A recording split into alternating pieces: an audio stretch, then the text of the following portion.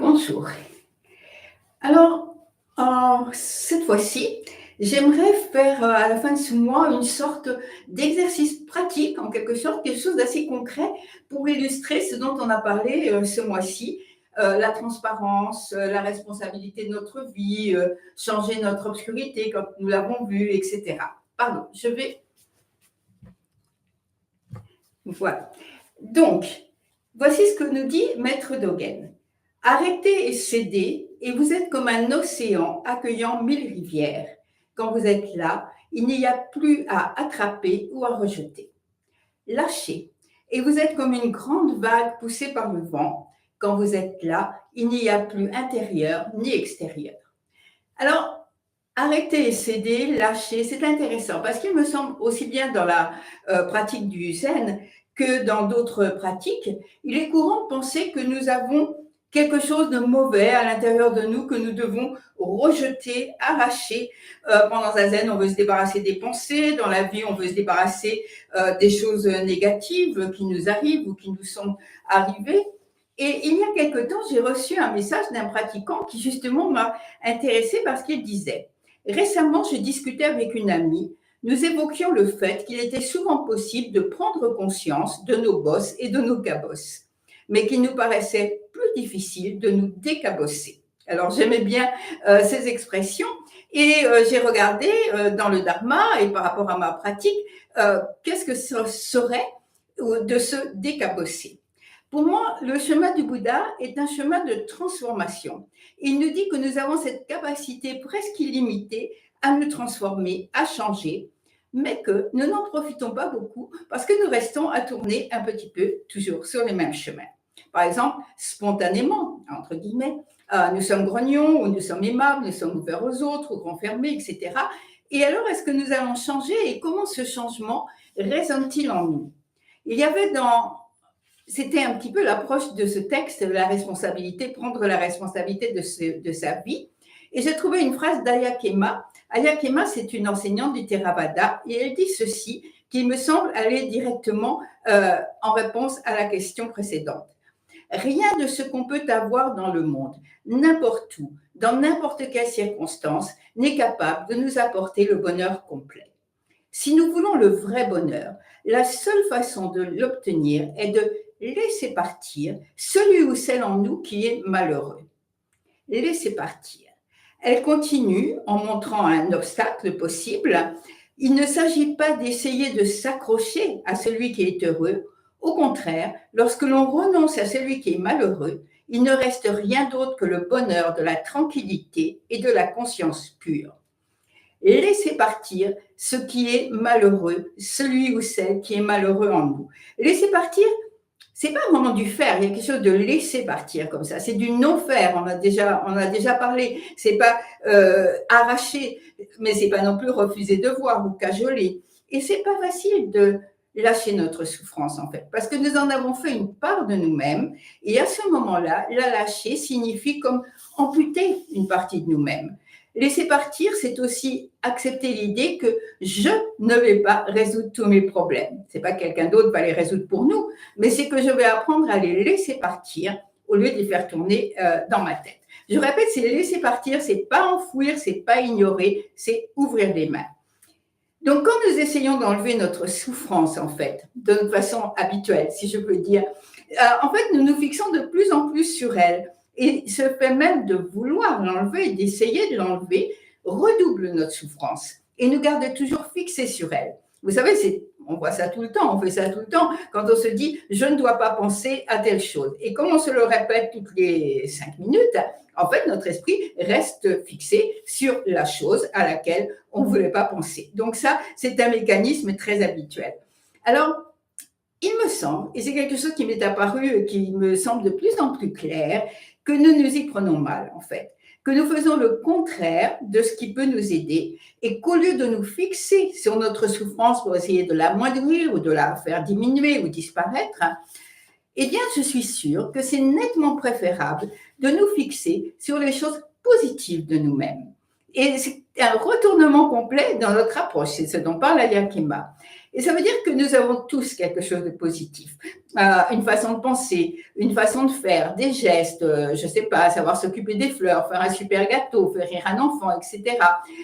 On a tous des façons différentes de regarder le monde et nous pouvons essayer de regarder ces choses positives en nous. Alors, pas pour s'en féliciter, se dire, waouh, finalement, je suis une super personne. Oui, pourquoi pas, un petit peu, mais les regarder pour le faire croître, en fait. Alors, j'ai une image qui ne tient pas trop sur le plan jardinage, mais ce serait comme planter des graines de fleurs à un endroit où il y a des mauvaises herbes qu'on n'a jamais réussi à arracher. Alors, dans la nature, je ne suis pas sûre que ça marcherait, mais je pense que dans notre esprit, ça marche vraiment. Les graines de fleurs qu'on a plantées vont croître. Et les mauvaises herbes, c'est-à-dire tout ce côté négatif de nous-mêmes, lorsqu'on ne les regarde pas, lorsqu'on ne les, en quelque sorte, lorsqu'on ne les arrose plus, eh bien, elles décroissent. Alors, bien sûr, ça demande une confiance. Ça demande de penser que oui, nous sommes capables de choses belles et bonnes. Ça demande de penser que oui, nous avons un fond positif et que nous pouvons et que nous devons apporter de la joie à nous-mêmes, aux autres et au monde. Et le Dalai Lama, j'ai trouvé, a fait un vœu qui résume parfaitement tout cela. Il dit « Puissent nos qualités bénéfiques nous protéger tous. Puissent nos qualités positives, celles que nous développons et celles qui sont déjà bien établies, nous protéger. Puissent-elles être notre contribution au monde. » Donc, je trouve que ces vœux sont formidables parce qu'ils donnent justement cet appui et cette confiance, à la fois sur ce qui est déjà en nous et ce qu'on va laisser croître. Et cela va être notre contribution au monde.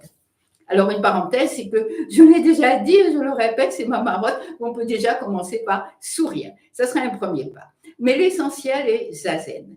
Parce que Zazen nous fait perdre notre construction du moi en nous la montrant clairement, presque en nous l'envoyant dans la figure parfois, en nous montrant nos réflexes, nos ruminations, nos colères, toutes nos idées sur nous-mêmes, et en nous montrant bien sûr aussi que nous sommes beaucoup plus que cela. C'est l'immensité, entrer dans l'immensité dont parle Maître Dogen.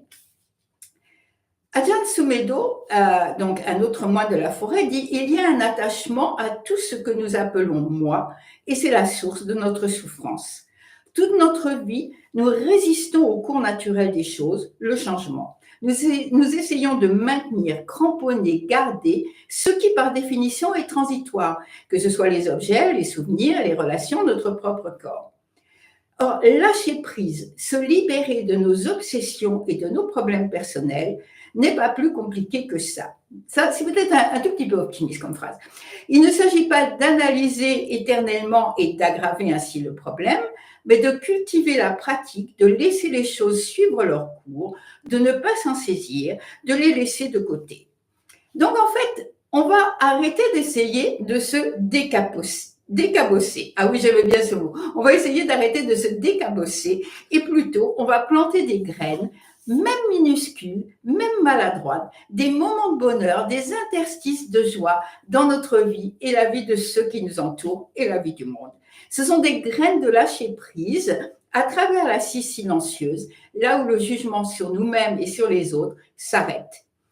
Les enseignements du Bouddha nous disent cela, que nous sommes flux, changements, formes transitoires et que nous pouvons nous émerveiller d'aujourd'hui, de ce que nous sommes dans la réalité complète dont on a parlé plusieurs fois ce mois-ci. Et ceci, c'est un oui à notre véritable nature, notre nature sans forme, notre nature juste lumière.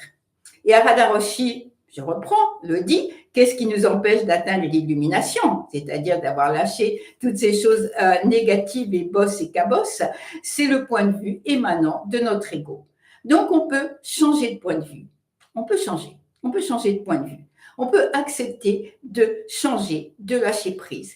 Et j'ai trouvé une formule qui me reste en tête, qui est assez claire, je ne sais plus où je l'ai trouvée, mais qui dit ceci. Changez la façon dont vous regardez les choses, change votre façon de penser. Si vous regardez les choses toujours en les étiquetant, ça c'est bien, ça c'est mal, ça j'ai bien fait, ça j'ai mal fait, etc. Vous changez la façon dont vous regardez les choses et du coup, votre façon de penser change. Changeant votre façon de penser, vous changez votre façon de faire. Vous changez votre façon d'aller toujours vers ce que vous voulez, de repousser ce que vous ne voulez pas, d'essayer d'éviter des choses, d'essayer d'en attirer d'autres, etc. Bref, vous changez votre façon de faire et de là, vous changez toute votre vie. Donc, changer la façon, le regard en fait que nous avons sur nous-mêmes, c'est déjà changer notre façon de faire. Les vieux réflexes s'effacent et les vieilles habitudes nous abandonnent. Et quand nous changeons ce regard sur nous-mêmes et notre façon de penser, et donc notre façon de faire, eh bien, nous devenons complètement une autre personne et nous changeons notre vie.